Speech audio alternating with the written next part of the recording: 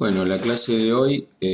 trabaja el tema de la expresión arquitectónica en los edificios y cómo esa expresión se alimenta de cuestiones de rigor, de cuestiones constantes que tienen que tiene la arquitectura, que tienen que tener los edificios. Reflexiones sobre el programa, reflexiones sobre el sitio y el tejido, reflexiones sobre el clima y reflexiones sobre la materialidad. Pensamos también que la arquitectura siempre estará más lograda cuanto más estrecha sea la mediación entre construcción y estética, entre función y forma, entre finalidad externa y finalidad interna. Las formas tectónicas y fines han de traducirse a una realidad espacial y arquitectónica. Ya desde Vitruvio, la terna servir, permanecer y agradar, es una firmitas, utilitas y venustas, son principios que estuvieron arraigados en la matriz de la arquitectura. El aspecto programático vamos a relacionarlo con el aspecto del servir. En la arquitectura moderna vemos como digamos, la renovación de la imagen, el cambio de paradigma que produjo en la estética de la arquitectura moderna, estuvo ligado a nuevos programas que tenían que ver con la producción, depósitos, fábricas como esta fábrica de Mendelssohn, la fábrica de sombreros, que fueron de alguna manera revolucionando el lenguaje de la arquitectura, pero también a partir de las oportunidades de los nuevos programas. En este caso estamos viendo un edificio donde se reunía en el mismo predio la administración, la producción, como hechos vinculados. También en este edificio protomoderno del maestro Peter Behrens empieza a aparecer el lenguaje de la técnica en lo que sería la fábrica de turbinas AEG. El maestro Peter Behrens dio lugar en su taller a los arquitectos como principiantes, a los arquitectos Mies van der Rohe y Gropius, que están reflejados en estas dos imágenes que vemos a continuación. Una época en que la arquitectura y la nueva arquitectura, los nuevos programas y las nuevas expresiones del conocimiento científico abocados a la tecnología de las estructuras metálicas y cómo éstas se vincularían con resoluciones estructurales de los nuevos programas, así también como la arquitectura del hormigón armado. Empezaron a dar un nuevo lenguaje. En este caso es el nuevo lenguaje en la obra de la fábrica Faust, obra del arquitecto Walter Gropius, manifiesta estas cuestiones que también sucedían en algunos edificios de principios de siglo, que muestran la articulación entre el edificio administrativo y el edificio industrial, o sea, dos naves que empiezan a tener un ensamble de lenguajes y de tecnología. También vemos en épocas, en fines del siglo XIX y principios del siglo XX, a la izquierda, cuando la tecnología existe pero no se manifiesta, y a la derecha, cuando la tecnología existe y se manifiesta en el cambio del lenguaje. Esto es lo que sucede entre el edificio de Sullivan Adler en Chicago, un edificio de oficinas que está a la izquierda, y a la derecha el conocido pabellón suizo de Le Corbusier, donde ese ensamble estructural daría una arquitectura donde existe la presencia del vidrio y el metal. La arquitectura de Sullivan Adler es una arquitectura que manifiesta conceptos de lo que serían la modularidad y los principios de edificio de oficina en cuanto a la necesidad de cantidad de luz y masa que puede tener un edificio de oficinas. Sin embargo, las lógicas constructivas internas no son la preocupación estética para este proyecto. En el edificio Larkin, obra del arquitecto Wright, vemos un principio de planta libre a través de una estructura con una modularidad clara y un primer esbozo de edificio de planta profunda donde un atrio central generaría luminosidad a las partes centrales de la planta. También vemos un principio de organización de núcleos que empieza a tener una cierta especificidad y empieza a ser parte de la expresión de una fachada. Esta arquitectura de los orígenes de los edificios de oficina, de los edificios administrativos, también genera una nueva reflexión sobre las formas de proporcionar luz a las plantas profundas y también la relación que en esa época existía de los puestos de trabajo respecto de los espacios y las vistas perimetrales. Años después, el arquitecto Wright compone para la empresa Johnson un edificio que tiene un basamento dominante horizontal en el que se emplazan el edificio administrativo, las oficinas, y un edificio emblema vertical que representa los laboratorios de la empresa. El desarrollo de proyectos de las oficinas de planta profunda fueron de alguna manera una innovación para la época porque adoptaron este esquema, este partido de planta profunda, de gran planta, en el que la luz empezaba a estar trabajada desde el cielo raso, a partir de este invento, suerte de ensamble de elemento estructural muy diseñado, que a la vez compone la entrada de la luz. Esta estructura de capiteles, que por cierta tensión y por cierta tangencia van conformando un único techo, es una arquitectura muy novedosa a la vez de transmitir una luz pareja y una luminosidad permanente día-noche a las plantas de oficinas. El edificio McLaren del arquitecto Norman Foster es un claro ejemplo de oficina descentralizada, organizada, digamos, implantada en una especie de campus,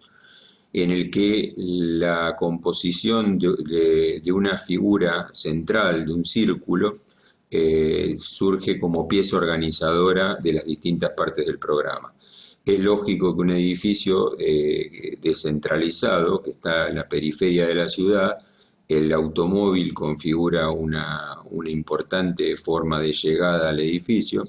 y parte de la composición que genera esta radialidad organiza el automóvil, la llegada, la pieza del edificio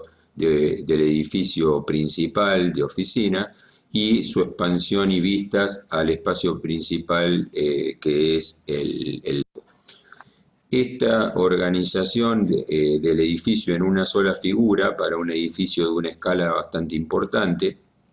se compone de esta pieza englobadora que configura la parte cubierta del círculo, que reúne debajo de un techo una serie de elementos configurados a forma de peine, que son las varillas de oficina, que tienen una clara organización de elementos servidos y sirvientes. Este ritmo y esta modularidad de piezas que se van alternando a través de vacíos tiene un correlato en la cubierta para transportar luz a las distintas plantas de esta organización en corte. El edificio tiene una asimetría clara, que es la relación desde el estacionamiento hasta el lago. Hacia el lago se distribuyen una serie de funciones comunes al edificio y una especie de hall y de ambulatorio, que tiene un carácter típico a la hora de mostrar el carácter y el espíritu de la empresa. Parece como un hall de exposiciones y una suerte de balconeos que generan una lateralidad y una visión principal hacia el paisaje del lago. Es interesante ver en la planta la resolución de tejido que representan estas especies de fichas o de teclas, que son grandes plantas de oficina. Tengamos una referencia que pueden estas tiras tener 18 metros o 16 metros de ancho seguramente, y cómo esta repetición de una especie de células que serían para esta gran planta, estas especies de teclas de planta, van armando un tejido que se va cosiendo y que va dando una noción de totalidad al conjunto para lo que sería una planta profunda que tiene que ser iluminada desde la cubierta y ya no solamente desde la fachada. También es en esta especie de organismo es importante ver cómo conviven el tejido propiamente dicho de las oficinas y el tejido que arma esta especie de hall y de balconeos sobre el sector del lago. Podemos decir que esta es una composición de planta que a medida que la vamos analizando se va explicando la composición de la parte y la composición del todo. Las relaciones de espacios servidos y sirvientes también es una nota de reflexión a la hora de configurar esta especie de tejidos, de piezas y de nodos. El edificio Repsol en Madrid, del arquitecto Norman Foster, reflexiona en esta planta sobre la localización y sobre el programa. O sea, esta planta que tiene una clara definición sobre lo servido sobre lo servido y lo sirviente, sobre el núcleo y la planta libre, resuelve una planta libre de 1.500 metros cuadrados donde las zonas de servicios y circulatorias están claramente ubicadas a las orientaciones más desfavorables, que son el este y el oeste, y las plantas de los prismas de vidrio se abren hacia el norte y hacia el sur, hacia la ciudad de Madrid y hacia el paisaje.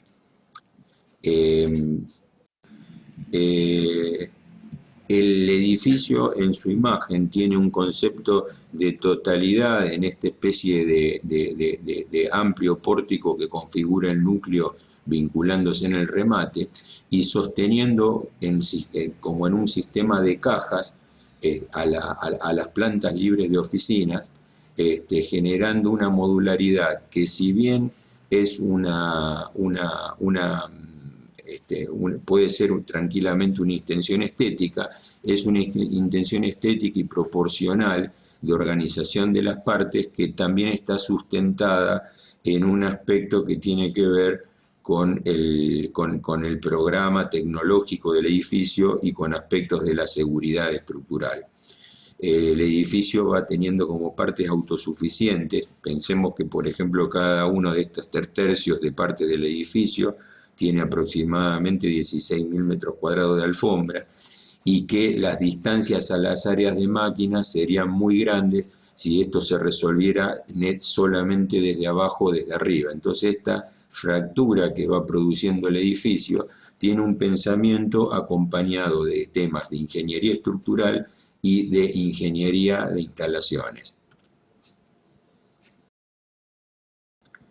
Entre ellas seguramente acondicionado.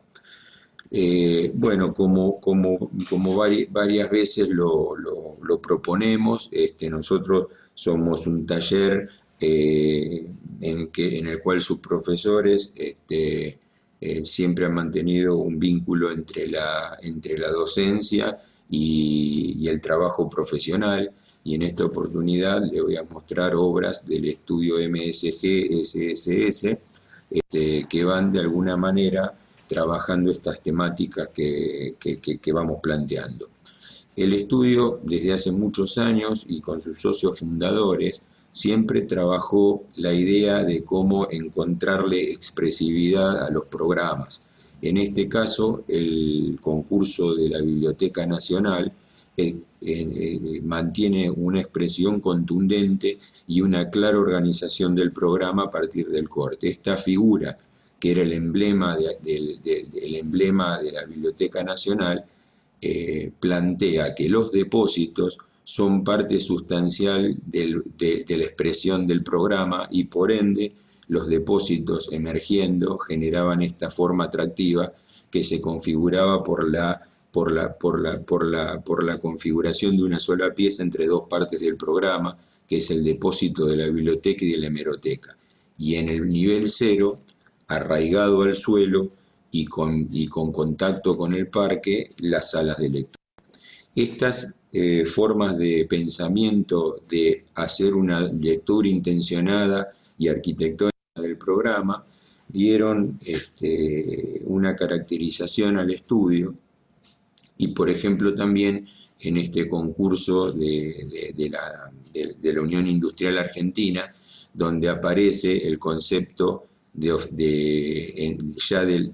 la oficina, un concepto purista, donde el espacio servido y sirviente articulan con claridad y con contundencia dos partes sustanciales de un programa de un edificio en torre de oficina: el núcleo y la planta libre. Evidentemente, la planta libre y la estructura son temas, digamos, de preocupación y de diseño, y para obtener una planta libre el manejo estructural es un concepto importante. Esta expresión de las dos partes también tenía un correlato en la materialidad. El núcleo iba a ser esta pieza de hormigón con estas texturas que le iban dando determinadas partes adheridas del programa y la expresividad de lo que es la circulación vertical en un edificio de oficina, y la caja de vidrio que representaría a la planta libre de oficinas y sus necesidades de iluminación. Este edificio también, como mencionaba en el de Norman Foster y en una época muy anterior, plantea desde el vamos que también hay una suerte de orientación favorable para los edificios de oficina que buscan la luz. El norte, el sur y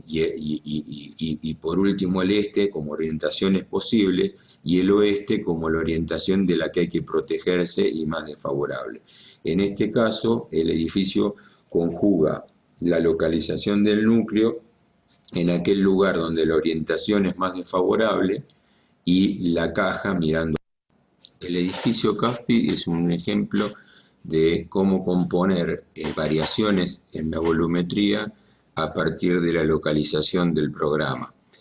Para ello vemos en la planta la clara expresión de las componentes. La estructura como matriz principal que arma la figura del volumen, y el revestimiento como segundo elemento que va cediendo lugar a la aparición de la estructura a medida que ésta se descarna por particularidades del programa que van componiendo la diversidad del edificio. Como vemos en estas imágenes, ese sistema de revestimiento guarda con una sutil diferencia una relación de piel continua en el que se incluyen en ese revestimiento zonas vidriadas y zonas de paneles de aluminio. El edificio Torre de la calle Meliani Arias es parte de la consigna de tener una planta de núcleo central cuya resolución permitiese tener plantas enteras, semiplantas o cuartos de plantas, y en el remate plantas enteras o semiplantas. La organización geométrica de este edificio parte de la posibilidad y flexibilidad de partición de planta, pero también una visión estética que tiene que ver con cómo este edificio lobular va adquiriendo determinada esbeltez desde el basamento hacia el remate. Y para eso se genera una operación donde la caja de hormigón va teniendo este tipo de marcas sobre las figuras lobulares que después van permitiendo que parte del edificio generen esbeltez hacia el remate.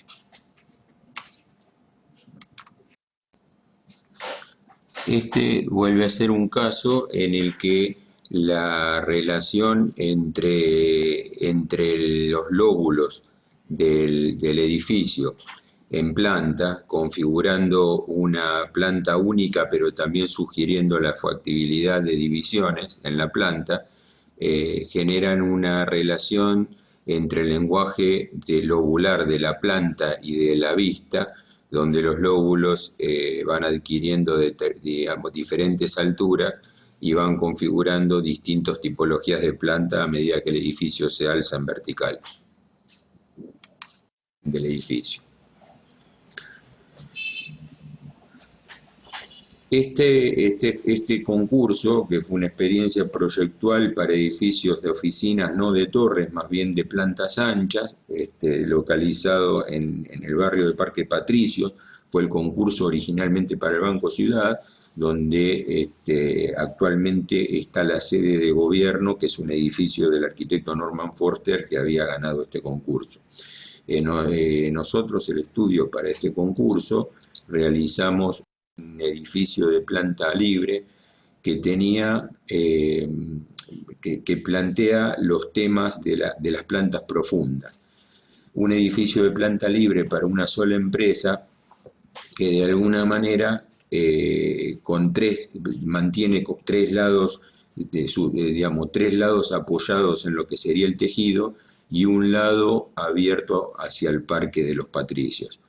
La planta profunda tiene en este proyecto un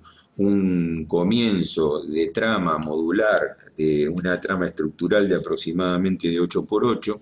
a la cual le suceden unas incrustaciones que son los patios. Y los patios a la vez tienen el principio de ser factor de iluminación, pero también factor de atracción por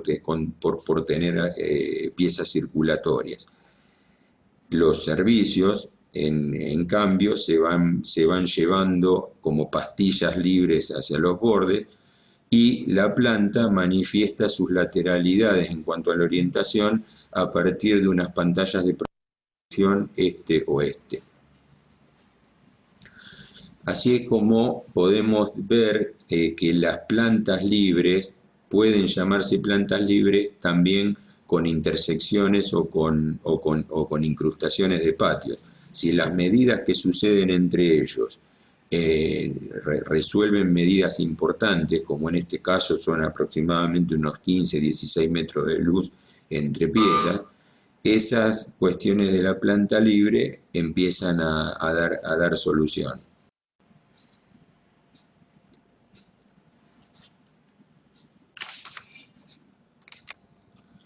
También es importante ver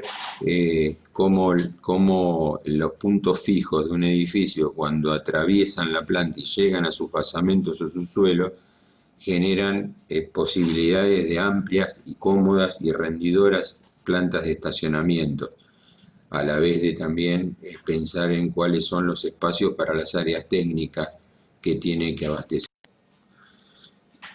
Una oportunidad de trabajar la temática de la torre se dio en el edificio corporativo para la empresa Coca-Cola, donde se trabaja el edificio de perímetro libre no en su aspecto de máxima esbeltez dada por la altura o por algún tipo de incumbencia formal que lo desarrollara como edificio de máxima esbeltez, sino por sus cualidades proporcionales y la forma en que se resolvieron en el objeto la cuestión del programa y una forma de trabajo que tenía la empresa. Por un lado, en el basamento se representa la función de recibir y de reunirse, en el desarrollo se representa en el cubo la zona básica del trabajo, que son las oficinas, y en el remate se representa la cuestión de la recreación y los recursos humanos. El edificio desde los principios fue teniendo una voluntad de proporciones. Por un lado, destacar el cuerpo principal, que es el cubo de vidrio, y por otro lado, tener un esqueleto que le diera unión a las tres partes del programa, que son el basamento, el desarrollo y el remate que describimos en la imagen anterior. El edificio, desde los primeros trazos, tiene estas cuestiones de carácter material del edificio, que son, por un lado, un basamento que desarrolla un tema de transparencia y de permeabilidad, al cual se le incrusta la figura roja, que es el volumen que representan las reuniones. En el desarrollo aparece la figura del cubo de vidrio con una materialidad, con un vidrio con una tonalidad y reflectividad más persistente, y en el remate, donde aparece el cuerpo de la recreación, se desarrolla un remate en el que los louvers, las quiebravistas, los parasoles y el vidrio de características transparentes y los colectores solares van dándole también una entidad al edificio. Esta estructura de basamento y desarrollo y remate organizada a través del programa tiene una conjunción, una unión a través de la fuerte estructura que está permanente tanto en la vista como en las plantas. El sector del basamento, tratado como planta libre, marca claramente el acceso abajo del volumen protagónico que caracteriza la parte primera del edificio, la parte inferior. Esa planta libre, que se desprende digamos, en varios laterales de la estructura principal del edificio, generando permeabilidades y espacios semicubiertos, da origen a esta especie de arquitectura porticada, donde la relación interior y exterior se propicia a partir de la utilización de estos vidrios y estas estructuras de transparencias. Estas estructuras de transparencia y de espacialidad vertical hacen del hall un espacio de recepción y un espacio que genera cierta conectividad y vinculación espacial con las partes de reuniones que se dan dentro del cubo posteriormente. Vemos en la estructura que tiene la planta desde un origen esa capacidad de generar flexibilidades, no solamente en la planta tipo, sino también ciertas flexibilidades formales en cuanto a la libertad del esqueleto y la silueta de planta que se dan en estas plantas del basamento. Esta planta que percibimos esta especie de permeabilidad espacial. Ya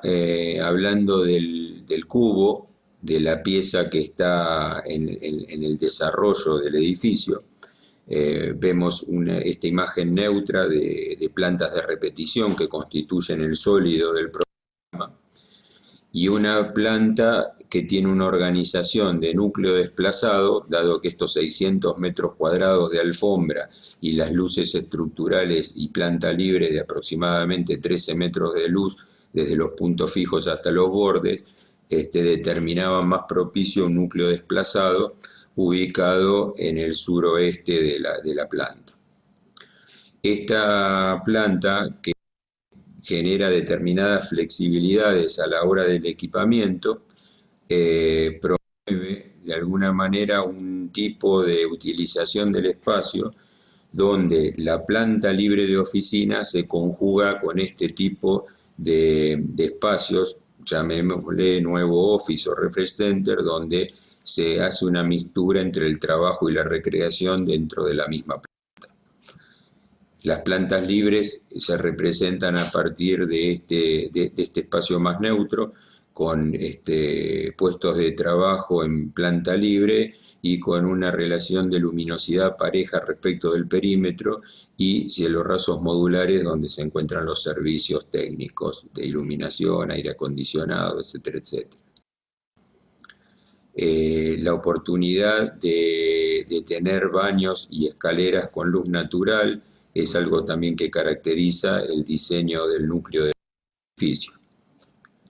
Y ya llegando a la planta del remate, vemos como las zonas recreativas, comedores, salones de usos múltiples y terraza jardín,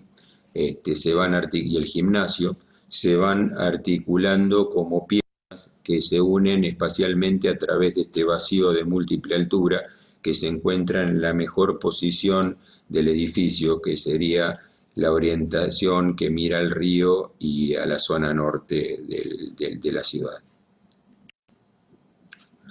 El remate del edificio adquiere este carácter, si se quiere, más tecnológico, en donde se expresan por transparencia los interiores, pero también se expresan los colectores y las estructuras del parrón de colectores solares que se resuelven en el remate del edificio.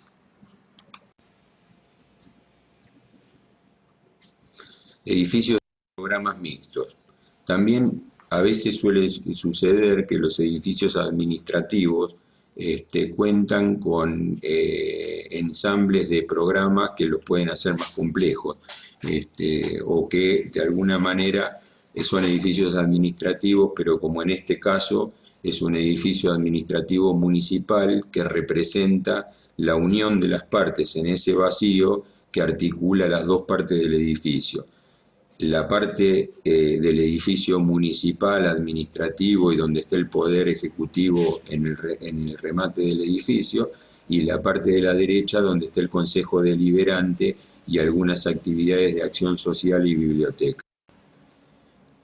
Estas dos partes se ensamblan en este lenguaje de ladrillo en basamento y de vidrio y parasoles a medida que se va perfilando y conformando el hueco central, que tienen una idea de unidad a través de este zócalo basamento, que es la planta inferior, que configura, que le da unión a una sola figura, así como el techo, que enmarca el vacío central en el que se conjuga el edificio como totalidad. En este proyecto lo que se establece es como la unión de dos partes a través de un parque. Por un lado, el edificio de los laboratorios de investigación, que es como la entrada y el contacto visual y de imagen con el público y con la autopista. Y al fondo, como telón, un edificio de oficinas administrativo más neutro, con planta lineal, que es como un fondo verde. Entre esta articulación de dos partes en un parque reúne, como veíamos en algunos edificios al principio de la clase, donde la cuestión productiva o de investigación está en el mismo predio que la administrativa, pero acá claramente en edificios con tipologías diferentes. En este modelo, que era un concurso para una empresa aérea y donde existían las oficinas, pero también existía la planta de capacitación, que eran los simuladores de vuelo, vemos cómo hay un atrio que bajo un único techo tienen a la izquierda el edificio de oficinas administrativo de plantas libres y profundas, en el centro un atrio de múltiple altura que redescubre el edificio como totalidad, y a la derecha, en las partes más opacas o más cerradas del edificio, los cubículos que representan las funciones de los simuladores de vuelo. Otro punto básico en el aspecto de, digamos, de la arquitectura, y es el sitio, o sea, cómo el sitio condiciona o es parte de las decisiones proyectuales. transformar el espacio urbano, ¿no? Ponderando lo nuevo y lo existente, pensar la sinergia entre el objeto y el lugar en donde se inserta, ver qué aporte le genera el nuevo programa al espacio público y al espacio circundante, pensar el significado urbano del objeto, pero también reflexionar sobre su propia eficiencia y necesidades. Y también pensar el diálogo entre los nuevos programas y la ciudad, la urbe como contenedor de experiencias colectivas, tanto en aspectos estéticos como funcionales. Y también pensar en los casos que los edificios están en la naturaleza, cómo son los edificios insertos en los parques. Vamos a empezar por estos proyectos del arquitecto Eric Mendelsohn, que fueron unos proyectos que se realizaron en Berlín, la existencia de programas nuevos como determinadas tiendas o almacenes que tenían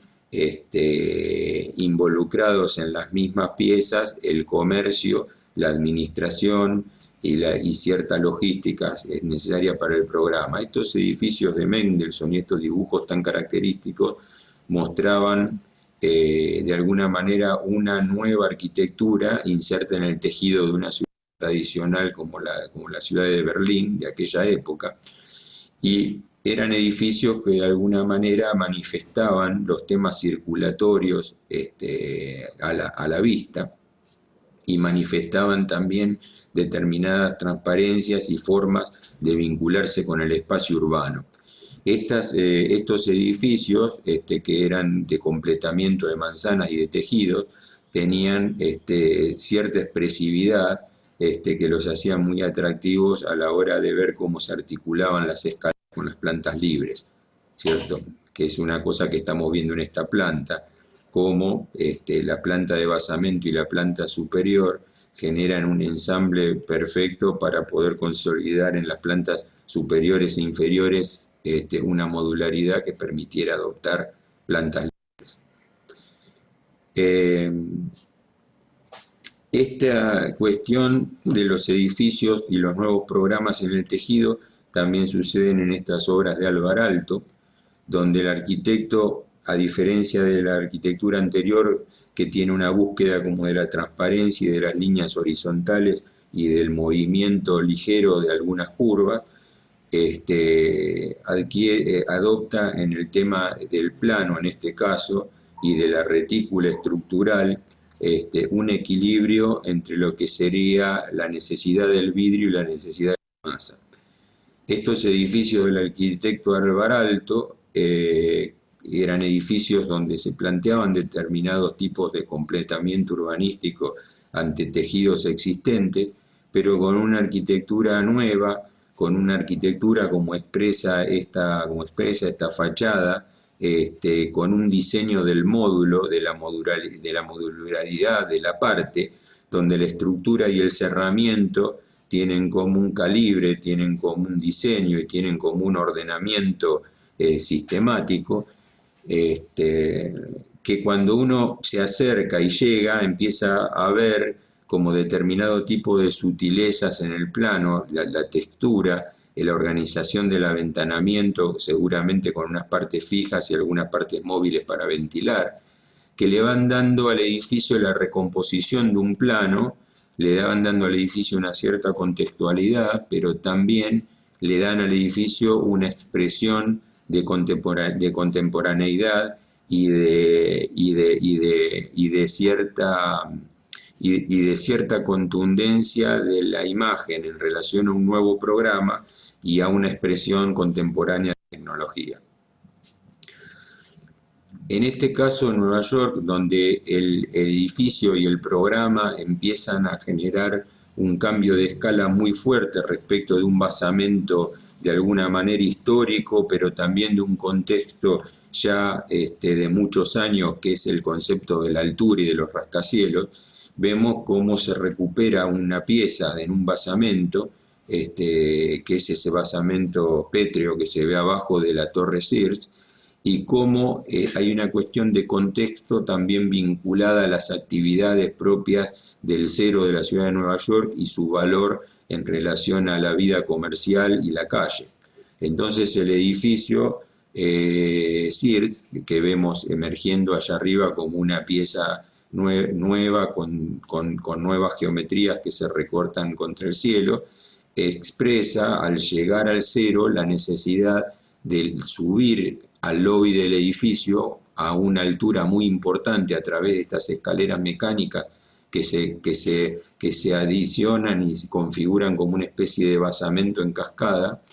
que permiten que la planta baja libre comercial siga teniendo continuidad. Entonces acá hay un concepto de relación contextual morfológico con respecto a un edificio existente o estético, pero también una cuestión contextual de los usos de la planta baja que se requieren para que este edificio consolide una relación con el cero en relación al programa. La contextualidad o la reflexión sobre el entorno también puede tener que ver con aquellas variables de sanear el entorno, de generar luz, de generar sol, de generar propiedades positivas, no solamente formales para el edificio, sino también propiedades positivas ambientales para la ciudad, espacios al aire libre, sol, y también que esos espacios o esas distancias le aporten cierta capacidad de vistas largas y de luminosidad al propio edificio. Eso es lo que llamamos relación de fuerzas interiores y exteriores en equilibrio en arquitectura. El mismo arquitecto Mies van der Rohe, que en relación al territorio o al sitio, plantea esta cuestión magistral de estos espacios vacíos que van intercalándose con el propio edificio, o esta cuestión de esta arquitectura que requiere determinada distancia para ser presentada o servida. También, si bien no tiene que ver con las oficinas, pero tiene que ver con la relación de los objetos, la nueva arquitectura,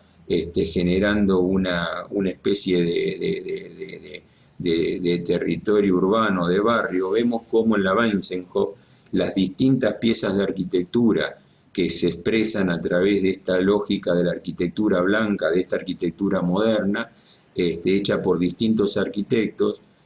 consolidan un espacio de unión o una vinculación de configuración de la línea de la línea contra el espacio público a través de este diseño de cercos, de estas piezas blancas que van generando una continuidad sobre la que se van apoyando estos objetos. En la arquitectura del racionalismo en Argentina, en la década del 30 al 50, también vemos cómo hay piezas con nuevos programas que van expresando nuevas formas de inserción o de localización de nuevos programas y de nuevos requisitos también de alturas y de superficie. Se trata de una ciudad en crecimiento, pero vemos, por ejemplo, acá cómo ese crecimiento y ese cambio de escala que manifiesta el edificio Cabanal, de alguna manera va respetando determinadas situaciones de un determinado zócalo de arquitecturas existentes de la ciudad y va emergiendo hacia arriba como una pieza continua que habla de la nueva escala y también habla de una relación de escalas pretéritas. El edificio Comega también plantea alguna problemática de esta ya como edificio de oficina, en las que se van ensamblando plantas libres de otros tamaños a los que estamos viendo ahora en la actualidad, pero que de alguna manera empiezan a aparecer principios de lo que son los edificios de oficina, donde se empieza a concentrar un núcleo de servicios, como lo vemos en la planta de arriba a la izquierda y en la sucesiva, y esa planta de servicios que requiere de un apilamiento estructural, de instalaciones y circulatorio, va consolidando la aparición temática de lo que es un núcleo, de los temas que aborda un núcleo. Los ascensores, los medios de escape, los medios de salubridad concentrados o baños. Esto da un edificio que va teniendo variaciones hacia arriba, pero que va teniendo una lógica de apilamiento y de encastres que habla de sus propias. En esta obra de los arquitectos Vladimiro Acosta y Fermín Beretervide vemos también una de las experiencias proyectuales de la arquitectura racionalista en Argentina, en la que la cuestión de la pieza,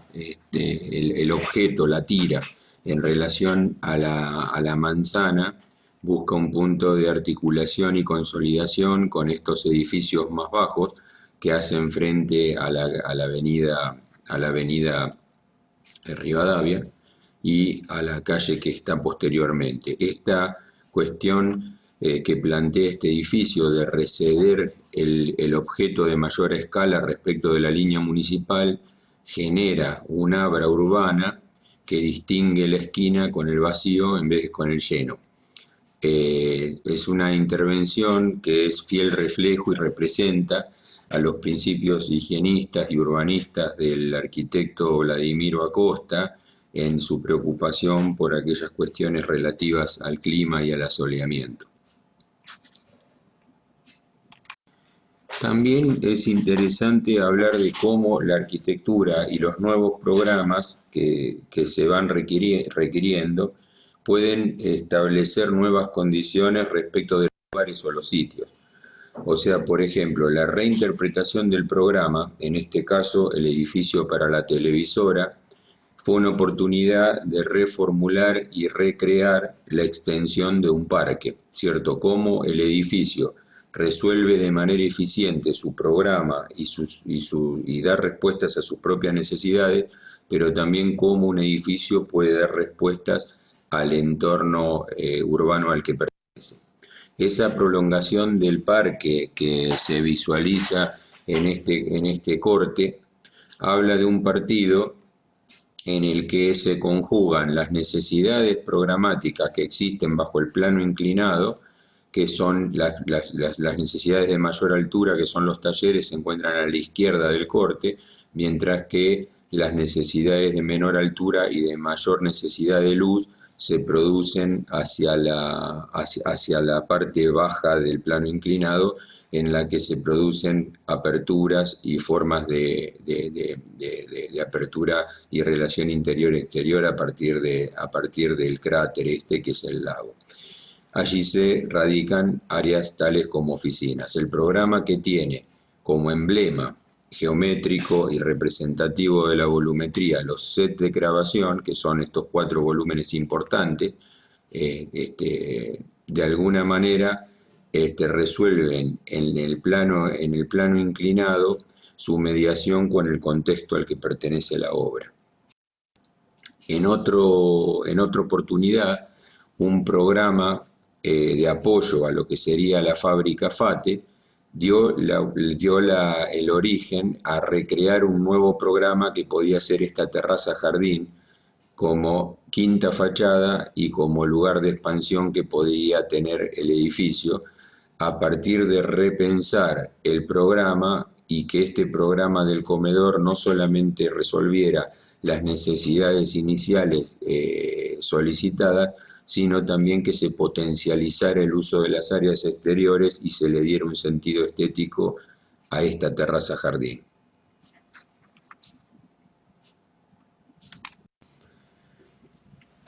También pensar la relación de los edificios y el sitio y la autonomía de los edificios como formas son una oportunidad que a veces suelen tener determinados enclaves urbanos, como lo fue la intersección de la avenida 9 de Julio y avenida del Libertador para la Torre Prourban, para la Torre Redonda. Esta oportunidad de emplazamiento de un volumen puro en este enclave característico de la ciudad estaba acompañado con una solución de planta que aspiraba a una planta libre, sintetizando el momento estructural en el perímetro y en el núcleo. A la vez, una situación muy particular de época era que la piel debía resolver aquellas cuestiones de ahorro energético que las pieles de vidrio no resolvían en aquella época. Entonces la conjunción del elemento estructural cribado, el tubo de hormigón cribado con el vidrio, generó una solución que aportaba claridad a la cuestión estructural y la planta libre y al problema de filtro solar que debía resolver la fachada. La cuestión de la planta, como ven ustedes en las oficinas, siempre aspira a tener la mejor planta libre, libres de objetos, o tener los puntos estructurales puestos adecuadamente para que las distancias entre los puntos fijos permitan resolver con flexibilidad las cuestiones del equipamiento.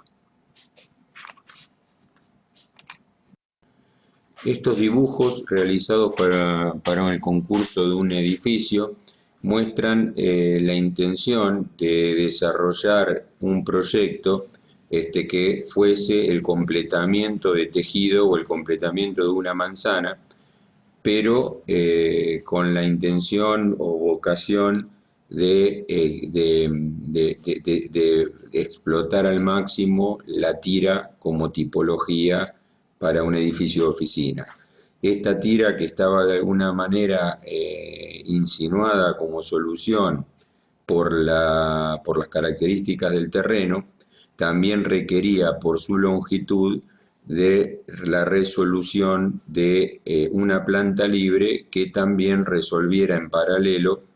la lógica de circulatoria del edificio, siendo que era un edificio que tenía por un lado accesos públicos y atención de público, y por otro lado acceso de personal.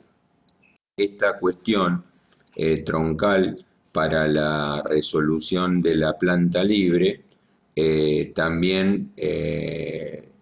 llevaba en adelante la idea de localizar los núcleos en aquellos lugares donde el contexto lo presentara más lógico, que son las medianeras tanto de los edificios de la avenida Corriente como de la calle Perpendicular. En ese sentido, el proyecto, como ven, también tenía que resolver en la lógica de posicionamiento de núcleos aquellas distancias a los medios de salida que pudiese resolver con un máximo alcance la posición de los núcleos y promoviendo la máxima planta libre.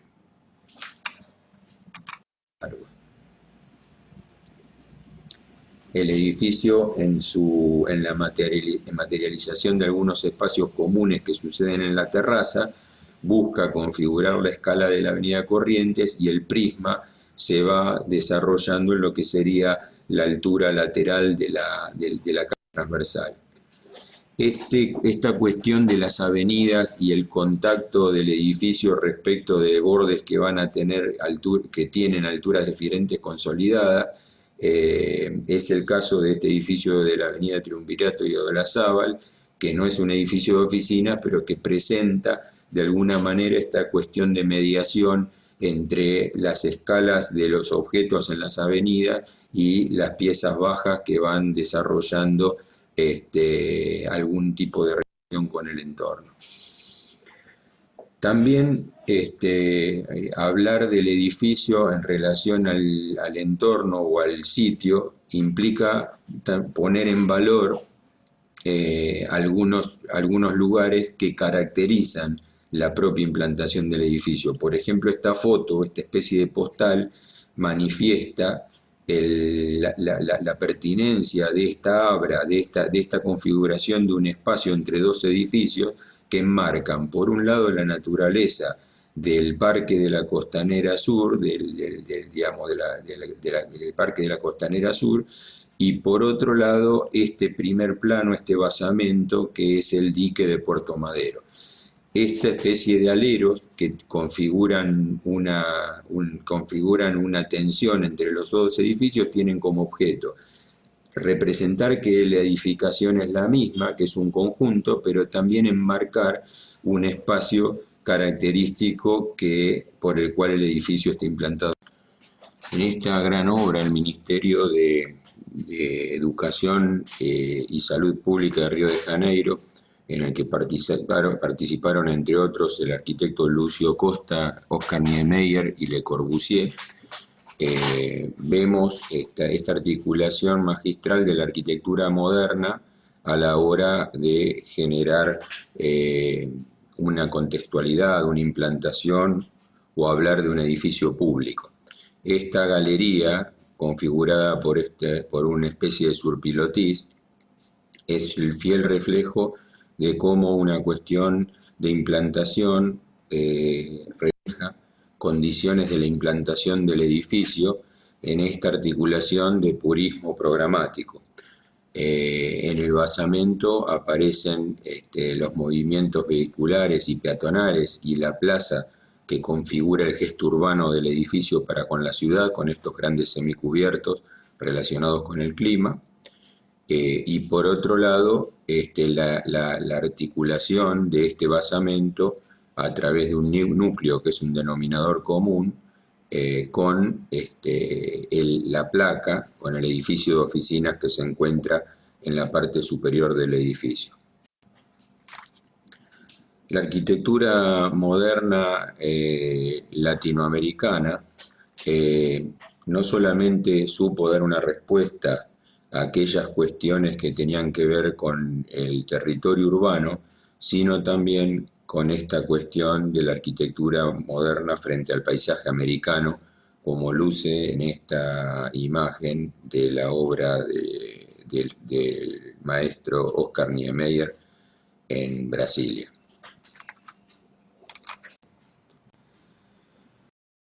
Otro de los aspectos que nos interesaba marcar respecto de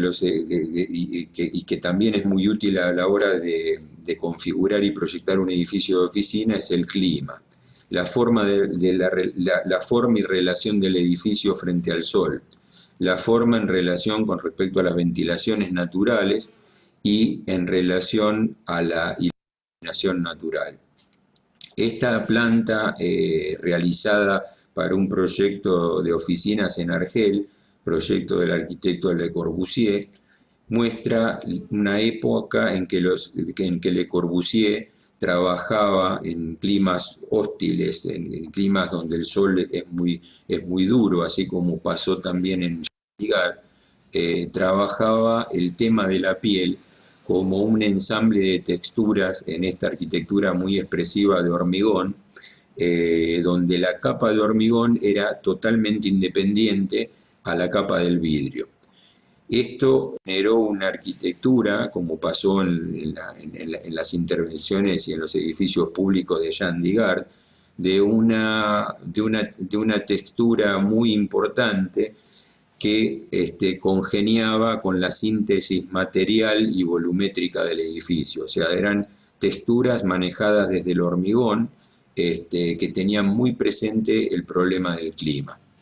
Y acá vemos también una posibilidad de composición de las fachadas que no solamente tiene que ver con aspectos programáticos y funcionales, que también los existen y por eso hay determinadas variedades en esta fachada, sino también con las oportunidades que generan las distintas orientaciones para enriquecer el lenguaje del edificio.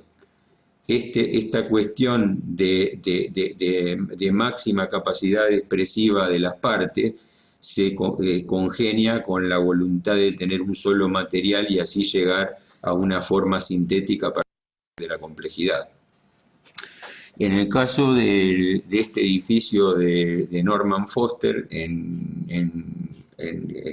allá en Frankfurt, la estrategia tiene que ver que a una planta muy profunda le corresponde, y muy grande, le corresponde un pensamiento de partes para hacer permeable la luz y para tener transparencia. El corte tiene un pensamiento de alguna manera bioclimático y bioambiental de máximo interés. Después, a continuación de esas cuestiones que son troncales, que son de partido, que son de una logística inicial del proyecto, le suceden estas cuestiones de desarrollo tecnológico que van incrementando la apuesta a que esto sea un edificio sustentable. Como decíamos en el edificio anterior, así como existe una matemática o una lógica de la organización de la planta, en este edificio existe una lógica de organización del corte que va fundamentando la forma. Este edificio, que tiene una ligera inclinación hacia un lugar, lo que hace es generar un atrio, siendo un edificio público, un edificio municipal, que presenta una superficie más continua y una superficie continua que va generando una corriente de aire termodinámica en lo que es el atrio, y que esa inclinación también lo que permite es producir cierta tangencia del Sol para que los rayos no entren perpendicularmente al atrio. Quiere decir que la inclinación del Sol lo que hace es que la parte que tiene mayor cantidad de vidrio esté protegida de tener una ganancia térmica que no sea adecuada para el edificio. En cambio, la parte que está del lado que tiene fundamentalmente el espacio de oficinas directo hacia el exterior, lo que hace es generar una tangencia también con respecto al Sol favorable para que no le entren rayos de radiación directa al interior de las oficinas. En el conjunto, esta pieza asimétrica en corte también lo que genera son diferentes tipos de conceptos de manejo del aire, de renovación del aire y de aprovechamiento energético que sustancian la forma del edificio. Cuando hablamos de la expresión arquitectónica y su materialidad, tenemos que recalcar digamos, la formación que a nosotros nos interesa, que es que se piense en los edificios desde el croquis al detalle y del detalle a la obra, que existe un compromiso en ese sentido, que la idea vaya siendo acompañada en el desarrollo para tener cierto compromiso en su resolución con los conceptos propuestos desde el inicio. En ese sentido, aparecen en los dibujos y en cada uno de los pensamientos una reflexión sobre los recursos materiales, sobre la ergonomía, sobre la función, sobre la estructura y el cerramiento, sobre la relación visual interior-exterior, y sobre una serie de datos que hacen que la arquitectura sea una mediación entre lo que un sujeto quiere expresar, esa idea o esa necesidad de expresión está sujeta a cuestiones que tienen que ver con estas cuestiones de siempre de la arquitectura, servir, agradar y permanecer como puntos de objetivación, y esta objetivación le confiere de alguna manera a esa expresión una materialidad, en esta magnífica obra en la ciudad de Viena, en uno de sus parques, vemos esta condición de la arquitectura de esta época y en este lugar de articular la excelencia del manejo tecnológico de la tecnología de las estructuras metálicas con determinado refinamiento o determinado tipo de estética que configuró la ciudad en esa época. Recordemos la obra de Otto Wagner y de otros arquitectos contemporáneos a esta obra, y de alguna manera vamos a ver cómo tecnología y arte se encuentran ensamblados en esta pieza, en la que el lenguaje de la arquitectura de la época se ensambla con el lenguaje de la tecnología y de las capacidades de la industria metálica que tenía Viena en ese momento. Vamos a traer ahora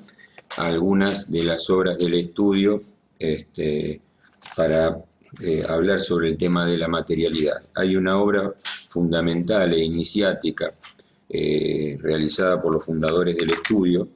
en la década del 70, o aproximadamente en la década del 70, que es la casa matriz del Banco de la Ciudad de Buenos Aires. Esta obra, que maneja lo que se llamó para el estudio siempre la idea de partido, una idea muy sintética que se trataba de encastrar una figura dentro de lo que era el esqueleto descarnado de un edificio preexistente, esta especie de envase que contenía un nuevo pensamiento sobre lo que sería la arquitectura de las sucursales bancarias. Un pensamiento que se apoyó fuertemente en la idea de trabajar con una síntesis material y con una contundencia y una insistencia sobre el manejo de dos materiales importantes para este caso: la estructura metálica y la envolvente de la piel de ladrillo de vidrio. Esta condición estética y tecnológica aportaba lo que era una nueva imagen de las sucursales bancarias, que se veían de alguna manera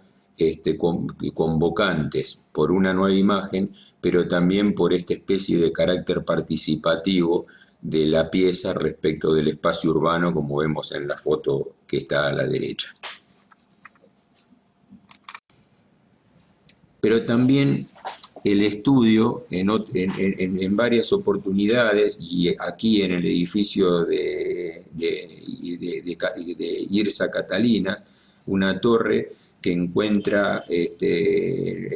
su matriz en un terreno triangular y que tiene fundamentalmente que resolver una planta libre de oficinas de aproximadamente 1.000-1.200 metros cuadrados, que mira contundentemente hacia el río. Entonces, esa expresión de envolvente para una forma sintética, recordemos por ejemplo la torre redonda, ahora estamos hablando de la torre triangular, expresada en este caso a partir de la piel de vidrio en su máxima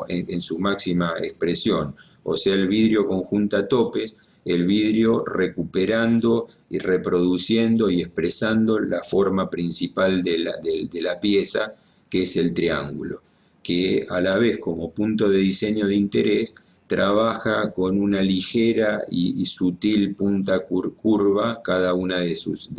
dos aristas que miran al río. Ya aquí en Puerto Madero, la expresión del vidrio sobre estos edificios que fueron inaugurando, en vez de la manzana baja de Puerto Madero como manzana cerrada con un patio, a diferencia se proponía, el estudio propuso para estos terrenos una manzana configurada por dos piezas y una plaza. Esas dos piezas en este primer edificio se trabajaban como estas especies de iceberg de vidrio, como figuras puras que tenían una expresión diferencial sobre la plaza. Años después se fue consolidando las dos manzanas a partir de una secuencia de edificios que el estudio tuvo oportunidad de hacer bajo la misma matriz de planta.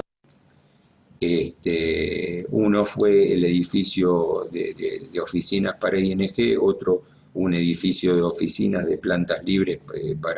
para rentas de la empresa IRSA. Estos edificios tenían una configuración de núcleo central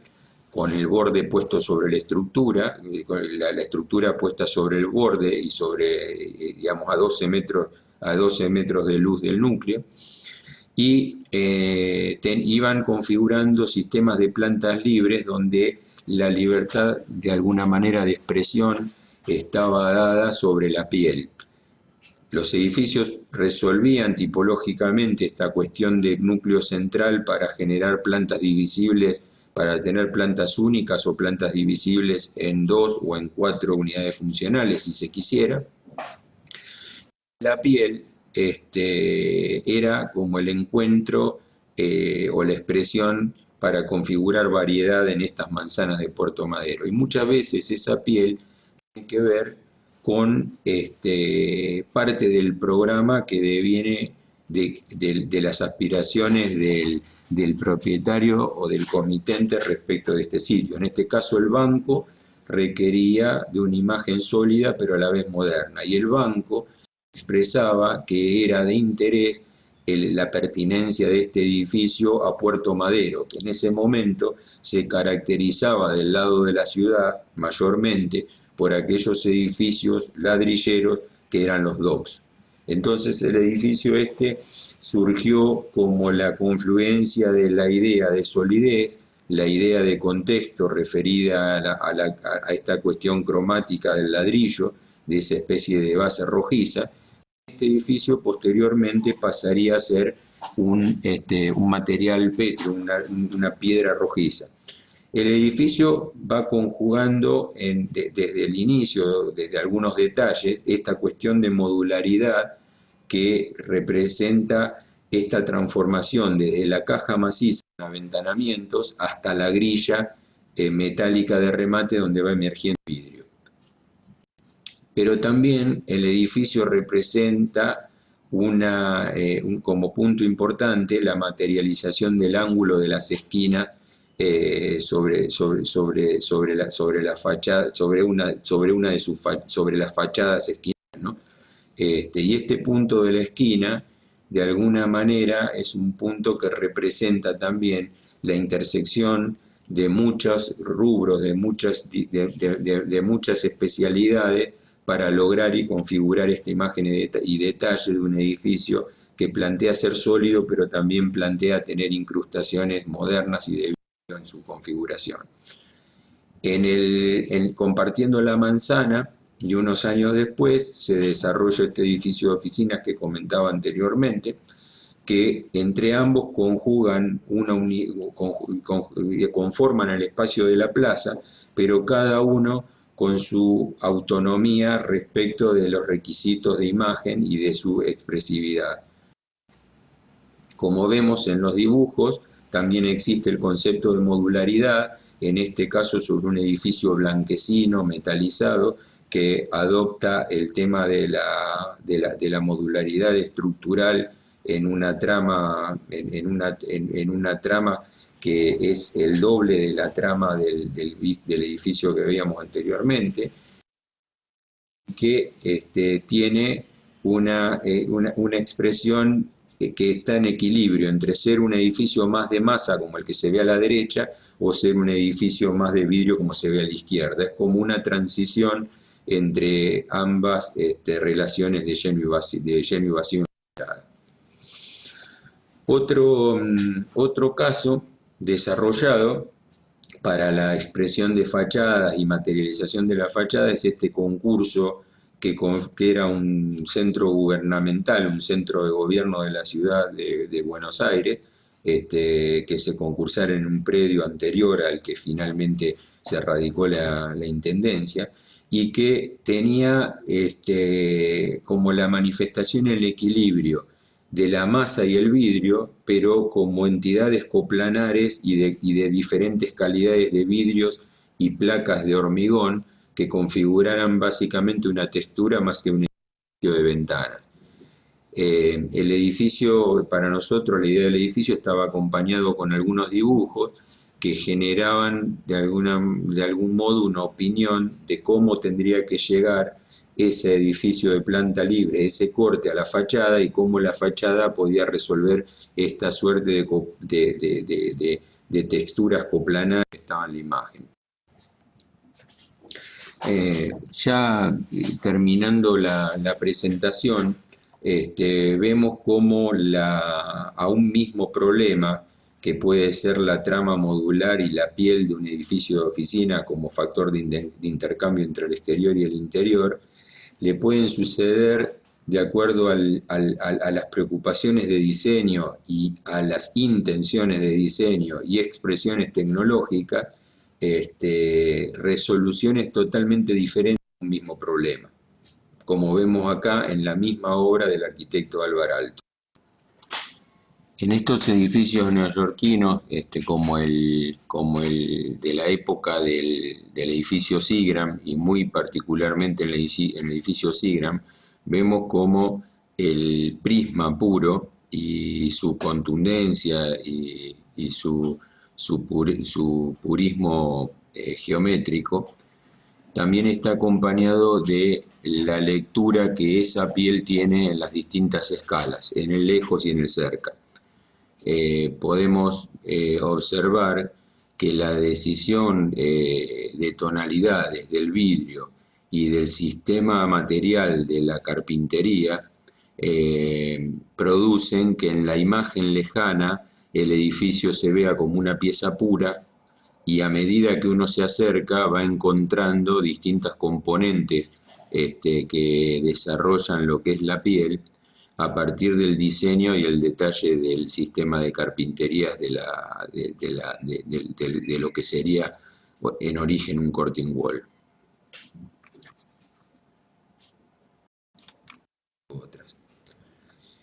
Y también podemos ver en esta arquitectura ya dirigida a edificios de laboratorios, edificios más industriales o edificios administrativos que representan a fábricas como la Deere, la fábrica de John Deere de maquinarias agrícolas, de Eero Saarinen, como también aparece una consecuencia entre lo que es la tecnología exterior e interior como un edificio que va configurando una coherencia interior-exterior, no como un edificio solamente. En este conjunto edilicio, que es el campus de lo que se le llamó Ciudad Telefónica, proyecto del arquitecto Rafael de la Hoz, vemos cómo a esta complejidad de sumas de volúmenes que componen el campus del edificio corporativo de Telefónica, le sucede una decisión de proyecto que es la síntesis material y la expresión del vidrio como material dominante que resuelve las caras de los edificios, pero también resuelve esta textura sutil a través de la utilización del vidrio también como sistemas de textura y de parasoles que van configurando la estética del volumen. Vemos en esta oportunidad utilizar el vidrio, el ensamble con el metal, en una especie de síntesis y de monocromía. También me interesa traer este paralelo histórico que es el edificio actual para una biblioteca de Herzog y de Meuron y aquel proyecto con este dibujo tan conocido de Mies van der Rohe, porque en ambas imágenes se ve el tema de la síntesis material en la utilización del vidrio. En aquella época, la del arquitecto Mies van der Rohe, el vidrio explorado en sus capacidades objetivas iniciales, que eran la búsqueda de la transparencia y de la luz, y en el caso de la obra de Herzog y de Meuron, traído como un material con las nuevas aplicaciones del vidrio y sus tecnologías para expresar una imagen en la piel que a la vez también tiene que resolver necesidades lumínicas y de protección solar hacia el interior. Vemos de alguna manera en esta imagen las posibilidades del vidrio y sus orígenes. Para terminar, quería homenajear estos dibujos del arquitecto Wright, básicamente para comentarles y para expresarles que me parece que el dibujo es una herramienta a la hora de pensar, como se ve en estas láminas, la composición de un edificio. Podemos ver que hay una básica cuestión que es la proporción general, la geometría, aparece el concepto de modulación, aparece el concepto de materialidad, el dibujo va expresando momentos de intención y y de concentración sobre algunas partes, y algunas otras partes quedan más diluidas, pero básicamente lo que importa es que se ven como dibujos no terminados que sirven como proceso que sirven al proceso de diseño y de desarrollo del diseño. Por eso me parece que estos dibujos son y representan lo que es el proceso del proyecto, el proceso proyectual. Representan de alguna manera lo que es esa secuencia de la que hablamos muchas veces, el trabajo del croquis al detalle y del detalle a la obra. Y también representan eh, dibujos de arquitectura, porque en cada una de sus partes aparecen cuestiones muy propias de la cuestión de nuestra disciplina. Aparece la geometría, aparece la tecnología, aparece la proporción. Bueno, quería terminar con este comentario y buenos días.